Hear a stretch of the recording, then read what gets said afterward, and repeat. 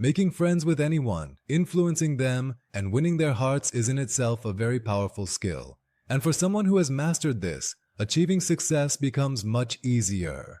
Today, I'm going to share with you 7 principles from Dale Carnegie's best-selling book, How to Win Friends and Influence People. If you learn these, you'll understand how to handle people and how to talk to them. You will understand all of this. These are principles that, if you apply them in your life, you can win anyone's heart and achieve success in any field. So let's begin with number 1. Don't criticize, condemn, or complain. Many people enjoy criticizing others, insulting them, and putting them down. Often, people do this among friends to appear cool. But just think, if someone constantly criticizes you and only points out your flaws, would you want to spend more time with such a person? Absolutely not. After all, who likes to hear criticism about themselves? If you criticize the other person, they will become defensive, and instead of talking to you, they might even start to hate you. So if you have such a habit, give it up today itself. Never make fun of anyone. Try to avoid complaining about anyone or gossiping about others. Otherwise, your relationship with that person will always remain strained. Number 2. Give honest and sincere appreciation. You must have seen the Bollywood movie Munnabai MBBS. There is a scene in it where Sanjay Dutt thanks the hospital janitor and gives him a magical hug, appreciating him for his work. He makes him feel that he is not just an ordinary sweeper in the hospital, but a very important part because of whom the entire hospital stays clean.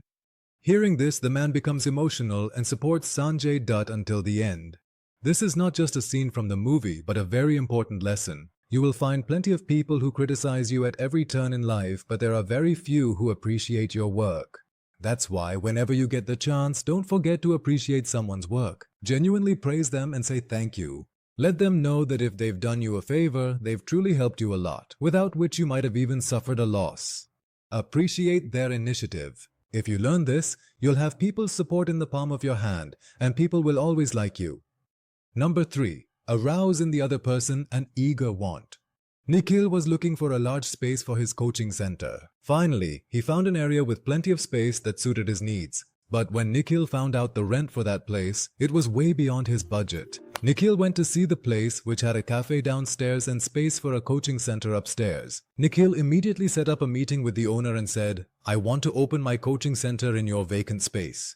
All the kids from wealthy families come to study with me, and in their free time they can enjoy coffee and snacks at your cafe, which could bring you a good profit. But your rent is beyond my budget, so I am looking at other places instead," he said.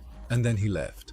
The next day, the owner himself called Nikhil and offered to reduce the rent by 20%, and that's how Nikhil finalized the deal. So, you see how Nikhil managed to get the rent reduced without any arguments or disputes. If it had been someone else, they might have gotten into a fight with the owner and the deal could have fallen through. The lesson you should take from this principle is that you can't force anyone to do something. And even if you do, the result won't be as productive as it would be if the person did it out of their own interest. So from now on, whenever you want someone to do something, don't just tell them that you want them to do it. Instead, say something that sparks their own interest in the task. Let them see the benefit for themselves so that they agree to do the work on their own. Number 4. Become genuinely interested in other people. A good conversation is considered one in which only 25% is spent talking about yourself and 75% is spent listening to others. Nowadays, everyone wants others to take an interest in them, which is why whenever we meet someone, we often end up only talking about ourselves, our hobbies, praising ourselves, and we think that the other person is interested in us. But that's not how it works. Whenever you meet someone, talk less about yourself and listen more to others. Ask them what they like and so on. By doing this, the other person will feel really good and will think that you are genuinely interested in them. Then they might even tell you things that they probably weren't planning to share.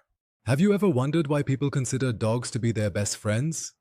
Because dogs give their owners unconditional love. Whenever they meet their owners, they give them their full attention. You need to do the same. Whenever you meet someone, give them your complete attention. Ask them about themselves, try to understand them. They should be able to see that you genuinely want to know their likes and dislikes. But also make sure that none of this comes across as unnecessary. Number 5. Accept your mistakes. Some people have a really bad habit of not admitting their mistakes, and instead of owning up, they even argue back. They think that admitting a mistake will make them look small or insult them. But admitting a mistake doesn't make anyone smaller. In fact, doing so actually improves your relationships. Let me explain this with an example. Mr. Khanna is a manager in a company under whom several employees work. One of them is Suresh.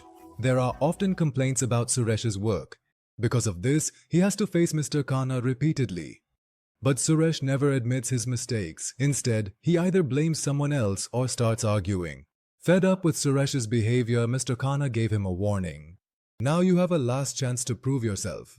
If there is any complaint about your work after today, I will fire you. Hearing this, Suresh got a little scared and started working properly. For a few days, everything went smoothly, but then the same complaints about Suresh's work started coming in again. As soon as Suresh received an email from Mr. Khanna, he went to Mr. Khanna's cabin to meet him. So, before Mr. Khanna could say anything, Suresh accepted his mistake and said, "Sorry sir, I have started repeating the same mistakes again because of which you are having to face a lot of trouble. So sorry sir." Hearing this, Mr. Khanna softened a bit and said, "All right, but be careful from now on." Then Suresh said, "But no sir, I know this was my last chance. Now I have to leave this company." Then Mr. Khanna said, No, it's not such a big mistake that it would harm the company, and we can't lose such an experienced and productive employee over such a small mistake. But make sure that these mistakes don't happen again in the future." Hearing this, Suresh thanked Mr. Khanna and left his cabin. So you see, Suresh's last day at the company was about to come. But thanks to his presence of mind, he not only saved his job at the last moment, but also managed to calm down his manager, who had been upset with him. That's why, whenever we make a mistake, we should admit it right then and there, without making any excuses or arguing. By doing this, the other person will be pleased with you and will also support you. Accepting your mistakes will help keep your relationship smooth to a great extent. Number 6. Smile. Whenever you meet someone, greet them with a smile.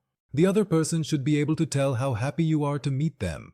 But that doesn't mean you should keep smiling at them over and over again. No, if you do that, it will become a problem. They'll start to think that there's something wrong with you. You should only smile when you make eye contact with them. Some people also think that all this is pointless and consider it wrong to talk to someone with a smile. So next time, just try it yourself and see what happens. The next time you go to meet someone, go with a sad face. Keep your energy completely down and answer everything in a totally serious manner. Then see for yourself how many people actually like you and how many are interested in talking to you. People only enjoy talking to those who spread happiness around them and bring positive vibes. If you talk to them in a completely serious manner, they won't talk to you for long, nor will they show any interest. That's why you should always meet everyone with a genuine smile. Number 7. The only way to get the best of an argument is to avoid it. Has anyone ever benefited from arguing? What will happen now? In an argument, only one side wins and the other loses. The person who loses feels small and the one who wins feels superior. This creates bitterness in the relationship. That's why you should never argue. Whenever you find yourself in a situation where your discussion is about to turn into an argument, change the topic right then. Always stay away from arguments because they only waste your time and energy and you gain nothing from them. You must have noticed around you as well that people who always argue, others prefer to avoid them and talk to them less because their relationships with anyone are never good. So if you also want to build good relationships, always avoid arguments. So these were the 7 principles that, if you learn them, you can build good relationships with anyone, and by continuously practicing them, you can further sharpen your skills. I hope you liked today's video. You'll find the link to the book in the video description. If you enjoyed the video, don't forget to like, share, and subscribe. I'll see you in the next video with more book summaries and life lessons like this. Thanks for watching.